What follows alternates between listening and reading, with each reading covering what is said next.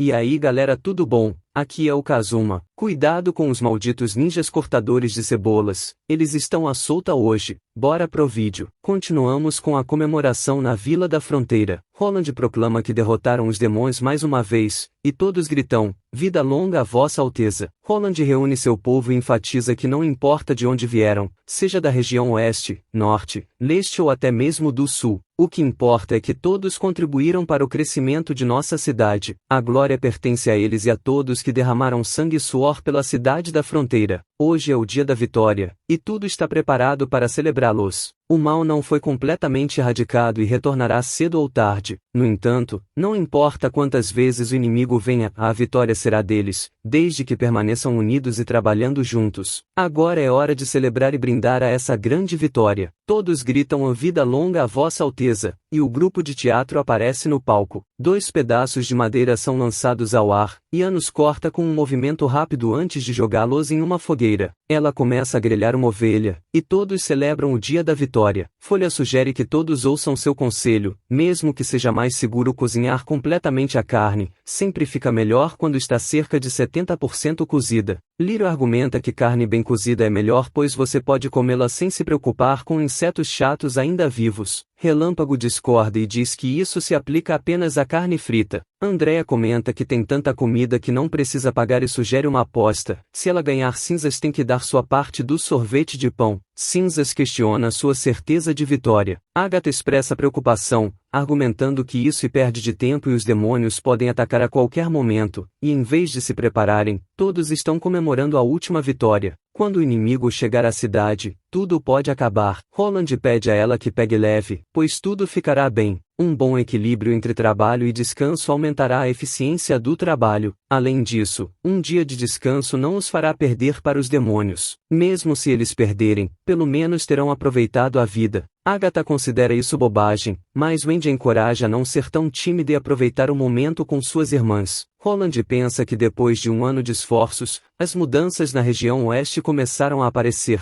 As pessoas estão comemorando na praça em plena luz do dia, e o sorriso puro nos rostos das bruxas compensou todo o esforço. A recompensa é tão doce que não podem deixar de aproveitá-la, então decidem seguir em frente em vez de esperar ou adiar. No corredor, Ana está esperando por Roland. Ao se encontrarem, Roland a leva para o seu quarto e a beija delicadamente. Após o beijo, ele revela que tem um presente para ela, um colar em forma de coração. Ana pergunta se isso é um sigilo, e Roland confirma que sim. São 2 pedras, uma do caminho e outra de posicionamento. Usando seu poder mágico, ela pode transformá-las em um sigilo de rastreamento. Agora, não importa para onde ele vá, ela sempre poderá encontrá-lo com as pedras. Além disso, se Ana quer casar-se com ele, Ana fica sem palavras por alguns instantes, e chorando, finalmente diz que sim. Pouco tempo depois, vemos Ana deitada na cama. Ela diz que desta vez, Roland pergunta o que vai ser, e ela responde que não vai dormir de novo. Roland, envergonhado, aperta o nariz dela e brinca dizendo que mesmo que ela durma, não vai escapar dele. Com a mão no rosto de Ana, Roland parte para algo mais íntimo, deixando-nos meros humanos imaginando. 3 minutos depois, se é que vocês me entendem, Ana descansou a cabeça nos braços de Roland e se aninhou nele como um gato, e diz que está feliz por tê-lo conhecido. Roland diz que ela pode chamá-lo pelo nome quando não houver ninguém por perto, observando que nunca ouviu chamá-lo pelo nome antes. Ana diz o nome dele, e Roland responde que ela é uma boa garota. Ele admite que deveria ter dito isso antes, nunca imaginou que encontraria alguém tão brilhante como ela. Ana pergunta se nem mesmo no palácio ele se sentia assim, e Roland confirma que sim. Às vezes, ele até sente que está sonhando com essa vida. Ana o abraça firmemente e assegura que está ali e não vai a lugar algum. Roland relembra todos os momentos com Ana e concorda que ela está bem ao seu lado. Ana diz que é uma bruxa. Roland diz que sabe disso. Então, Ana revela que sua irmã Wendy lhe disse que bruxas não podem ter filhos, e isso pode causar problemas no futuro. Roland a tranquiliza, dizendo para não se preocupar com isso. Comparado a impedir a terceira batalha da vontade divina, isso é insignificante. Roland pensa que tinha planos de criar um sistema para resolver o problema da sucessão, mas o relatório de Agatha acabou com todas as suas expectativas. Agatha disse que a batalha que decidirá o destino da humanidade está se aproximando, e todos os reinos serão completamente dizimados se não conseguirem derrotar os demônios. Comparado a isso, o problema de sucessão é trivial. Roland confessa que estava um pouco preocupado no começo, e Ana pergunta sobre o que exatamente.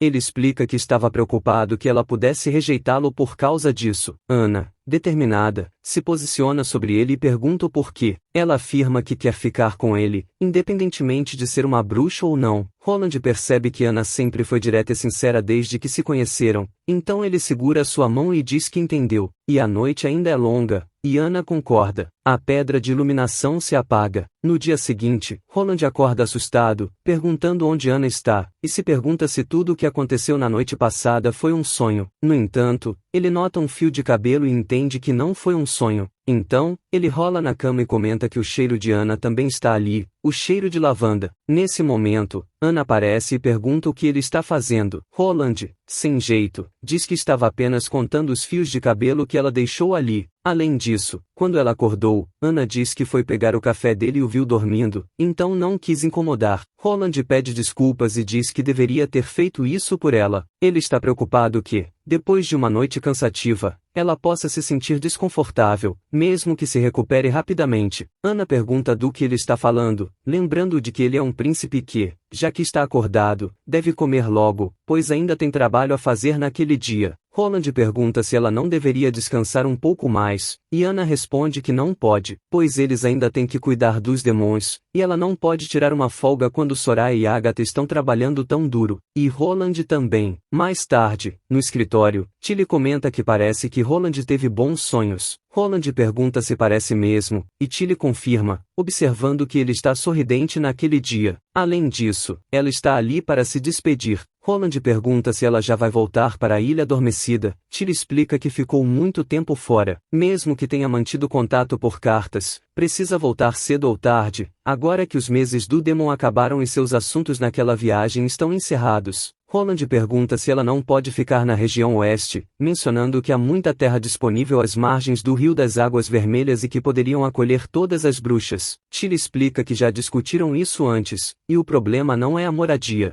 No entanto, Roland pede para ela ficar pelo menos mais uma semana, pois ele está planejando algumas coisas úteis para as bruxas da ilha. Tilly pergunta o que seria. Roland menciona livros, materiais didáticos e alguns exercícios que pretende fornecer. Isso poupará a ela o trabalho de fazer cópias, e ao mesmo tempo, aumentará a qualidade do aprendizado delas. Além disso, ele planeja dar alguns revólveres para proteção, caso encontrem inimigos equipados com a Pedra da Retaliação dos Deuses. Também incluirá 2 motores a vapor para bombear água para irrigação e extração de sal. Tilly agradece e Roland acrescenta que, no dia da cerimônia de abertura da cidade de Neverwinter, espera que ela possa estar presente para testemunhar esse evento. Em outro momento, Wendy pergunta o que aconteceu e se Rouxinol está sem sono. Quando Rouxinol não responde, Wendy a chama de Verônica. Rouxinol diz que Sua Alteza já está com Ana, e foi ela mesma quem encorajou isso, mesmo sabendo que as coisas seriam assim. Wendy pensa que só viu esse olhar uma vez, no dia em que se conheceram na Cidade de Prata. Rouxinol continua contando que, ao ver os dois juntos, se sentiu muito mal. Wendy, ainda pensando, menciona que seja quando estava torturando ou matando seu próprio tio na Cidade de Prata ou lutando contra a igreja, ela manteve a calma e lutou sem se importar com o quão difíceis as coisas estavam. Mesmo diante de cara, ela não demonstrou medo algum. Rouxinol diz que já se decidiu sobre isso há muito tempo. Wendy, em seus pensamentos, reconhece que não pode ajudá-la, pois não há certo ou errado quando se trata de sentimentos. Então, Wendy diz a Rouxinol que, se ela estiver se sentindo triste, pode chorar. Rouxinol responde que não, pois jurou quando deixou a família Gillen que nunca mais iria chorar, e ela não chorou. Wendy concorda com Rouxinol e diz que sabe disso, e elas não têm outro lugar para ir, e qualquer pessoa escolheria ficar ao lado de Sua Alteza. No entanto, o problema é manter distância dele. Assim como o sol, todos podem aproveitar sua glória e calor, mas quanto mais perto ficam, mais se queimam. Wendy sabe que Rouxinol obviamente quer mais do que apenas observá-lo de longe, mas não é um caminho fácil.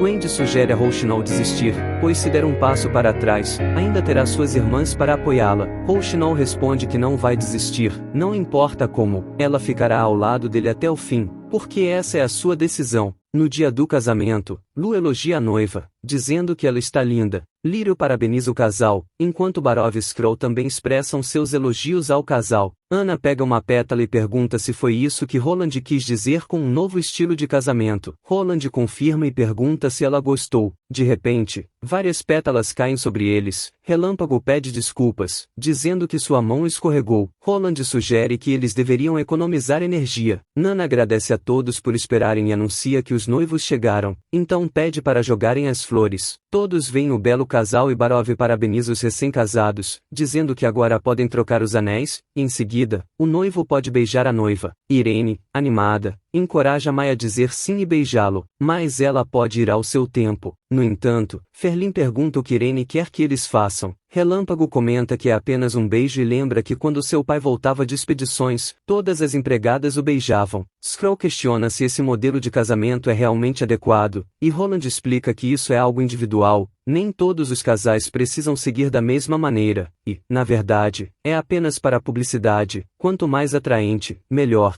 Soraya, on fire, diz que é bom pintar esse momento em detalhes e que não precisam se preocupar com isso, deixando isso com ela. Carter, nervoso, se aproxima para o beijo, mas como estava demorando, Mai toma a iniciativa. Barov, finalmente diz para os recém-casados pedirem a bênção de Vossa Alteza, e Roland deseja ao casal tudo de melhor. Ele também anuncia que dará a eles 2 dias de folga, pois Vader deve chegar à cidade naquela tarde, e eles podem deixar o trabalho com ele. Em seguida, pede que os fogos de artifício sejam disparados. Todos começam a conversar com os recém-casados, e Anna comenta que eles ficaram muito bem juntos. Roland responde que eles também terão um casamento um dia. Nesse momento, todos percebem que há algo a mais acontecendo, e Rouxinol, vendo tudo isso de longe, pensa que mesmo que o sol a torne cinzas, não vai se arrepender disso. Barov informa que um pássaro-correio foi enviado à Fortaleza da Grande Música e provavelmente chegará ao castelo em meia hora. Roland diz que entendeu e pergunta se está tudo pronto. Barov informa que tudo ficou pronto no dia anterior à tarde, e agora parece ser o bastante para abrigar toda a população da cidade. Roland elogia o trabalho de Barov e pensa que, para aumentar o impacto do evento nas pessoas das duas cidades, a Fortaleza da Grande Música fará um anúncio ao mesmo tempo. Nesse momento, o Falcão Cinza está levando as notícias e deve estar sobrevoando as montanhas e chegando ao Rio das Águas Vermelhas com papéis presos em suas pernas, como sempre. No entanto, ele não sabe a grandiosidade das notícias que está carregando. Assim que ele pousar, a cidade fronteiriça e a Fortaleza da Grande Música se tornarão parte da história. Os figurantes avistam Roland, que começa seu pronunciamento cumprimentando a todos e dizendo que acredita que todos sabem o que acontecerá hoje. A pequena vila que foi construída para a mina inclinada do norte está prestes a se tornar uma verdadeira cidade. Mesmo durante os meses do Demon, a vila da fronteira era um pesadelo, e todos fugiam para a fortaleza em busca de abrigo. Agora construíram uma base forte aqui. Osmond Ryan, que queria destruir a região oeste, caiu. A igreja, que queria ferir as bruxas e escravizar o povo, foi banida dessa terra. Até mesmo Timothy Wimbledon, que costumava tentar destruir todos, falhou. Mesmo que ele incendiasse toda a região sul e leste, a vila ainda estaria completamente segura. Todos os refugiados que vieram para cá sabem disso melhor do que todos, com certeza. O novo rei destruiu Valência. Seus cavaleiros não são diferentes de bandidos, e às vezes são piores do que isso. Ele incendiou a cidade da Águia e pilhou o Porto das Águas Claras. Essas tragédias não podem mais ser toleradas, por isso uma nova cidade será construída, unindo as pessoas que podem enfrentar seus inimigos e mostrar-lhes as consequências de seus erros. Esta é a vila de vocês também. Roland jura que nunca deixará nenhum de seu povo para trás, mesmo quando o reino de Graicastle for unificado. Ele nunca deixará esse lugar. Barov tenta impedir Roland, mas ele continua dizendo que esta será a nova capital do reino de Graicastle, e o reino renascerá. Ele acredita que mesmo se um inverno sem fim chegar, essa cidade ainda será quente como na primavera. De hoje em diante, a Vila da Fronteira e a Fortaleza da Grande Música se tornarão uma só, e seu nome será Cidade de Neverwinter.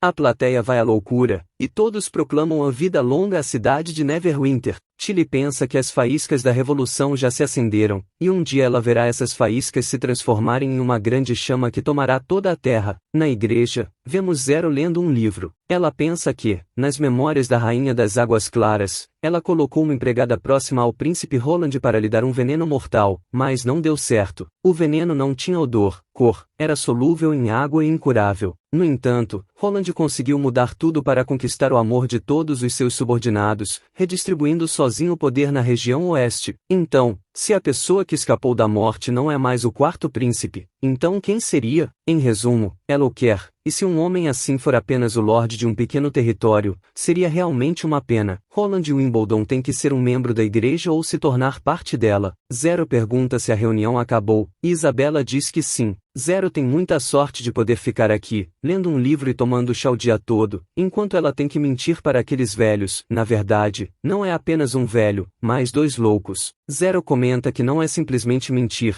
pois isso envolve as operações de baixo nível da igreja. Mesmo que as bruxas sejam o núcleo da igreja, sem esses homens, eles não conseguiriam coletar tantos recursos para alcançar o objetivo final. Isabela diz que tanto faz de qualquer forma. Disseram que tem que esperar até o segundo mês deste verão para que os recursos para atacar o reino de Dawn sejam realocados para a batalha contra o reino de Graicastle, mesmo que isso seja apenas uma estimativa otimista. Zero pergunta como está indo a produção das pílulas, e Isabela diz que acredita que há cerca de 300 a 400 mil pílulas no armazém agora. No entanto, ela expressa preocupação com o plano de enviar todas as pílulas para os civis para lutarem contra os demônios, pois milhões de pessoas acabariam consumindo todos os recursos de Hermes. Além disso, há a possibilidade de não vencerem a batalha, sem mencionar que os dias deles estão contados depois de consumirem a primeira pílula. Ela questiona se dar poucas pílulas as tornaria inúteis, enquanto dar muitas poderia resultar em desperdício. Zero responde que Isabela não entendeu, e ela nunca planejou usar um exército enlouquecido para proteger Hermes. Ela explica que a localização da batalha final deve ser em algum lugar nas planícies férteis e acredita que provavelmente será nas ruínas da cidade sagrada de Taquila, já que está mais próxima delas. Isabela pergunta se Zero está planejando iniciar um ataque. Zero esclarece que estão com falta de tempo e que nunca sequer sonhou em acabar com todos os demônios. O livro sagrado afirma que apenas quando a lua de sangue chegar e os portões do inferno se abrirem, os demônios podem construir uma espiral negra. Para ser precisa, eles não a constroem, ela cresce. Essa informação só pode ser encontrada nas notas pessoais das 3 chefes da União.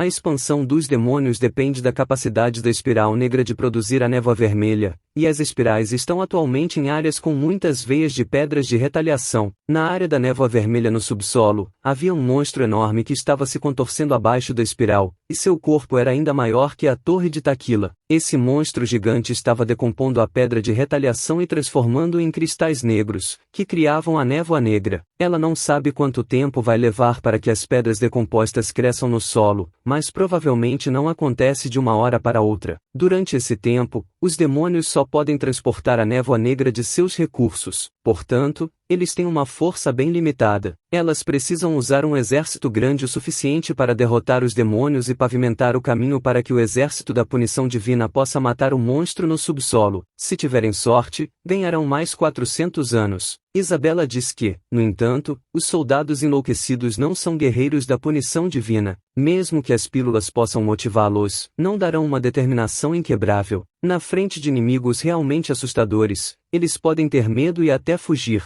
Milhões de soldados derrotados seriam o suficiente para transformá-los em pó. Zero responde que obviamente não é tão fácil assim. Seria melhor se o exército enlouquecido fosse composto principalmente por crentes da igreja, com o exército da punição como centro. Se quiserem tantos crentes assim, precisam unificar os 4 reinos e apostar o destino de tudo, usando apenas algumas moedas para ganhar milhões. E mais tarde, jogar um jogo maior. Uma batalha com um resultado determinado não animaria as pessoas, mas um triunfo inesperado seria muito mais doce. A perpetuação da humanidade dependerá da coragem, sabedoria, fé e sacrifício nesta batalha, que deve ser o que Deus espera ver. Os covardes não merecerão o seu sorriso. Isabela diz que espera que Zero esteja certa, pois está curiosa agora. Ela pergunta o que o príncipe Roland do reino de Graicastle faria se estivesse aqui. Zero pergunta por que Isabela acha que ele pode derrotá-la. Isabela menciona que o bispo Typhon disse que não ouviu nada da bruxa pura que enviaram para o reino de Graicastle, como se ela tivesse desaparecido. Além disso, perderam Afra na cidade do rei, a candidata a bispa Mira, e a igreja na fortaleza da grande música. Ela acredita que, desde que começaram a atacar os 4 reinos, nunca sofreram tantas baixas antes. Parece que, se elas se envolverem com a região oeste, vão perder,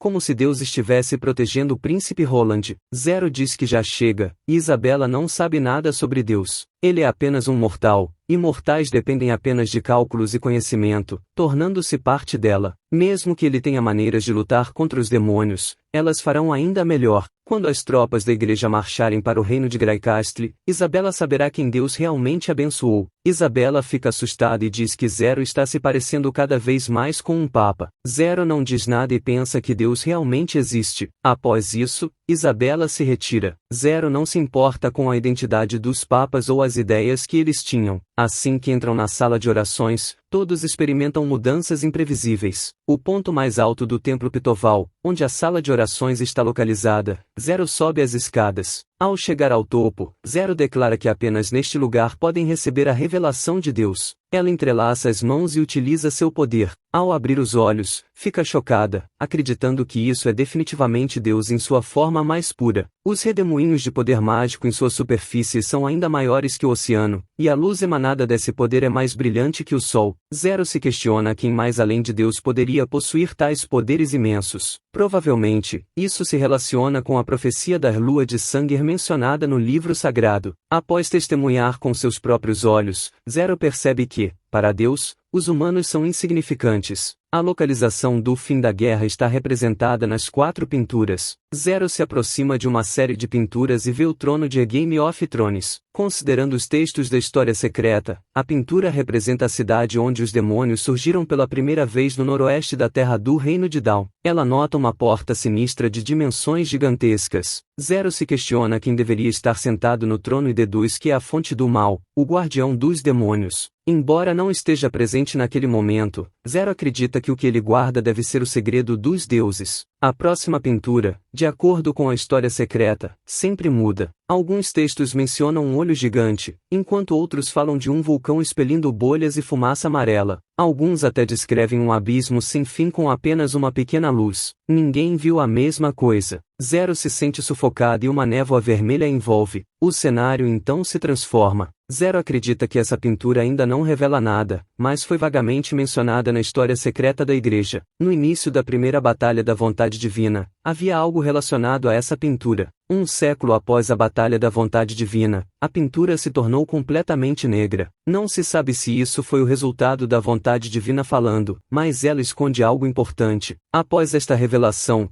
Zero percebe que a última pintura não foi mencionada na história secreta. Nem mesmo o mensageiro dos segredos, o Papa, teve acesso a esse conhecimento, o que indica que esse segredo deve permanecer desconhecido para todos, para sempre. Entender a vontade de Deus pode ser uma tarefa exaustiva, e parece que Deus ainda não respondeu até o momento. Antes, Zero pensava que nada neste mundo merecia atenção, mas agora, como Papa, ela compreende que seu entendimento sobre o mundo era superficial. Um novo segredo se desvela diante dela, e a busca pela vida eterna é o contexto ideal para desvendá-lo. Ela se vê como a verdadeira escolhida de Deus e está disposta a esperar por 400 anos, ou até mesmo milhares de anos, se isso a levar mais perto de Deus. Enquanto isso, próximo a Neverwinter, Andrea avisa que o barco chegou, e eles estão prestes a partir. Ela também elogia o domínio de Vossa Alteza e expressa sua incerteza quanto à possibilidade de replicar o sorvete de pão quando chegarem à Ilha Adormecida. Roland assegura que, contanto que tenham ovos e leite, o sabor não será ruim, e que quando retornarem à Vila da Fronteira, Roland promete a Andrea que apresentará pratos ainda mais deliciosos em Neverwinter. Andrea, surpresa, pergunta se será melhor do que o sorvete de pão, e espera que ele não esteja mentindo, já que fez uma promessa. Cinza sugere que, se Andrea estiver relutante em ir,